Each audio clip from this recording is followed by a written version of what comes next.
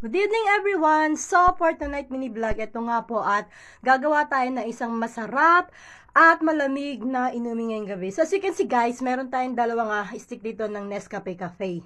Cafe, yan. So, meron tayo itong mainit na tubig sa tasa at syempre meron tayo itong tirang ice cream. Ang flavor na lang niya ay cheese. And then, meron din tayo rito na fresh milk. Syempre, Selecta yan Selecta Bakinamen. At syempre, hindi mawawala ang ating mga cubes.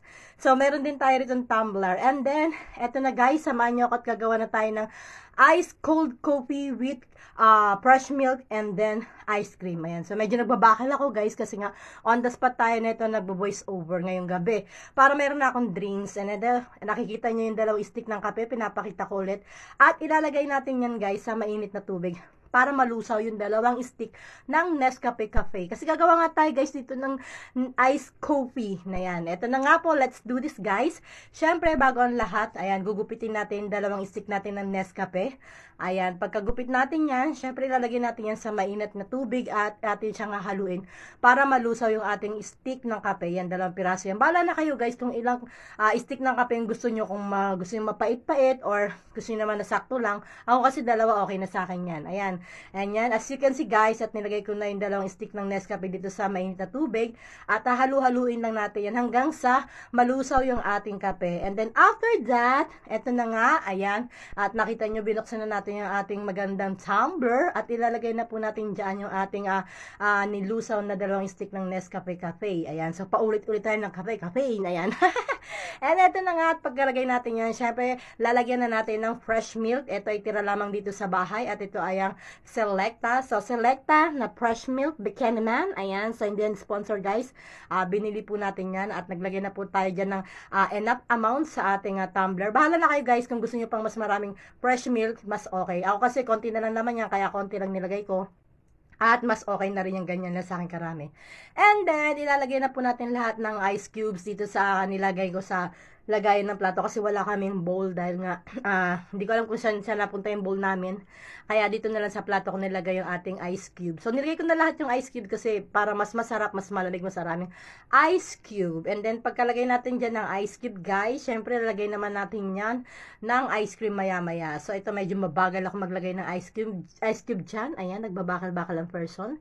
But before natin na ilalagay yung ating ice cream, i-mekos-mekos na muna natin or i-shake muna natin yung pinaghalo natin na fresh milk at saka yung ating nilagay na kape rito. Ayan. At pagtapos yan, syempre, bubuksan na natin at lalagyan na natin yung aking ice cream na tira dito sa bahay na yung flavor nga natin ay cheese flavor. So, para mas masarap siya. Tapos, kayo na po bahala guys kung gusto nyo palagyan to ng asukal na 1 kutsara or 1.5 para mas matamis. Pero sa akin kasi enough na to dahil lalagyan pa natin siya ng 2 kutsarang ice cream. So, kung marami pa kayong ice cream, kung gusto nyo marami ilagay, okay lang naman kung anong gusto nyo or kung anong trip niyo sa inyong gagawin na iced coffee with fresh milk at saka ice cream. Ayan, so nagbabakal tayo guys kasi nga on the spot tayo nagbo-voice over ngayong gabi. Parang nag-crave lang ako kasi nga naiinitan yung katawan ko, nag-hot flash ako. Alam niyo naman kapag may edad na nakakaramdam na ng hot flash, kaya ito at gumawa tayo na isang masarap na inumin ngayong gabi. At napakamura nito guys at syempre 3 ingredients lang kailangan nyo rito. Syempre yung fresh milk, ayan yung ating kape at syempre yung ice cream natin. And then, meron tayo dyan nilagay na ice cube. Kung gusto nyo lagyan ng asukal, okay lang naman. Kung ayaw nyo naman, mas okay rin kung bahala na kayo kung anong gusto nyong timpla dyan. Pero sa akin kasi, feeling ko okay na to kasi may ice cream na tayo. So, gawa na lang kayo sa bahay nito para at least buong family niyo makatikim at the same time, hindi nyo na kailangan pang bumili ng mahal. Kasi sa bahay lang, kayang-kaya nyo na tong gawin guys. And ayan, sinishake na natin guys para matikman na natin yung ginawa natin na iced coffee with fresh milk and ice cream. So, ito na nga guys at iinumin na natin. Ayan, kaya lang hindi ko siya mahigop kasi wala pala guys yung pinaka-straw. Hindi ko pala nalagay. My goodness. Ganyan talaga kapag on the spot tayo gumagawa ng ating content. Ayan, maka-content eh. So, ayan, inumin na lang natin guys. Tayo ay walang straw kaya ito binuksan na lang natin at inumin natin. And then, eto na, titikman na natin. Ayan. yan. So, yan sa pagkainom po talaga niyan, sobrang sarap niya, guys. Parang na siyang kalasan ng Coke float, ayan. Kasi ako mahilig ako sa Coke float, guys, pag kumakain ako sa mga fast food, ayan. Gusto ko talaga yung Coke ko lalagyan din ng ice cream. So, ganito yung lasa niya, kaya lang pagkakaiba, medyo mapait-pait ng konti. Kasi nga, iced coffee with fresh milk and then ice cream to. So, guys, napakasarap nito at saka talagang legit na masarap at homemade na drinks lang. Kayang-kaya nyo na sa bahay ninyo, guys, at buong family nyo makakatikim.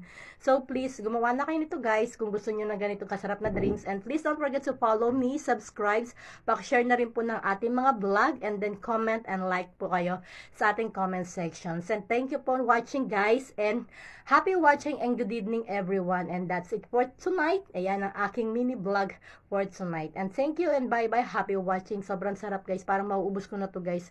At syempre, bago yan, haluin muna natin para yung ice cream lalo pang kumapit dun sa ating pinaka-drinks natin na coffee at saka yung ating fresh milk. And that's it for tonight, guys. And please don't forget again to follow me, subscribe sa aking YT, at pakishare na rin ang ating mga vlog and comment and like. Bye-bye, happy watching and good evening, everyone. Thank you!